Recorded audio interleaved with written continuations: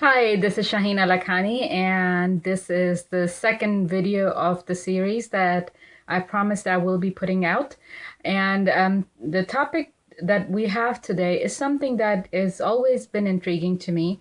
And I'm sure that you guys have sometimes wondered about that as well.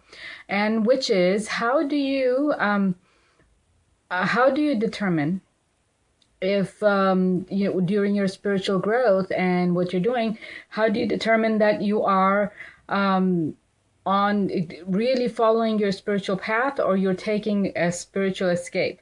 Because these are two different things, as you would as you think about it.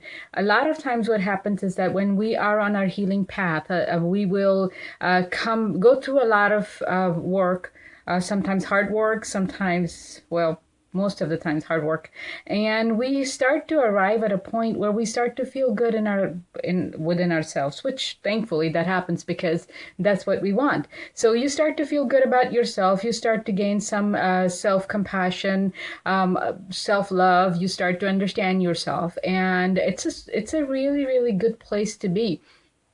And what happens is that sometimes we get stuck in that spot. We think that this is where we are feeling better now, and we start to kind of make it our home and say, okay, this is my bubble. I am feeling good here and I'm going to stay here. And unless you are my friend or family member, I don't want you to mess up my bubble. So what happens is that you can feel, for people like that, you can feel a wall around them as you interact with them. And you know that you are not, that they're not willing to allow anything that they think may disturb their quote unquote inner peace. The fact of the matter is that that place where we are is a very important and necessary stop in on our journey. However, that's not our destination. So what is our destination? Where do we need to be? As human beings, we have the potential of changing, first and foremost, ourselves, and really get in touch with the essence of who we are, and then to take it forward, to move it to a place of helping others around us to get to that point, and not to make it happen, but to have that connection, the compassion, and the openness, and which is the most important word, I think, is openness, more so than anything else.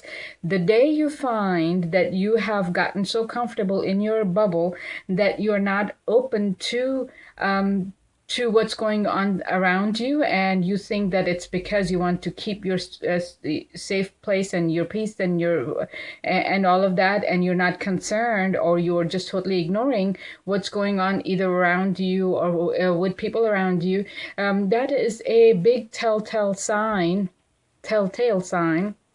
that that we have become an island. Really, we have become an island. Now we are saying, okay, this is my bubble, this is where I want to be, and please don't come in my bubble. So from there, what we have to do is to then begin to pay attention to things going around us, still keeping ourselves in that spot of peace and compassion and love, but to extend that compassion and love to other people wholeheartedly, with openness and with courage. It takes a lot of courage to take that leap from my own safe spot, my own bubble, to going to helping. And it's not just helping, going to just be open to other people. It does not disturb your peace. What it does is that it helps you to then create that environment of peace that's within you, to help others to be also a part of that. And that is most important, is not to be an island as a human being, but to create communities.